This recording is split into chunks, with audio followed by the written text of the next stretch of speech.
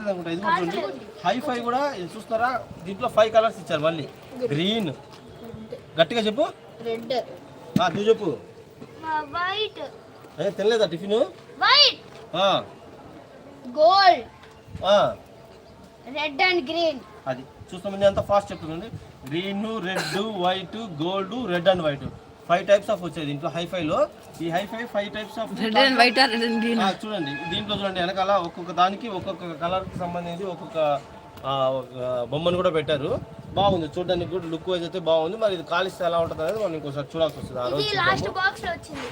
ఇవి last box లో వచ్చింది కదా సేమ్ అలాగే అండి అయితే ఇదేంటంటే ఇది కలర్స్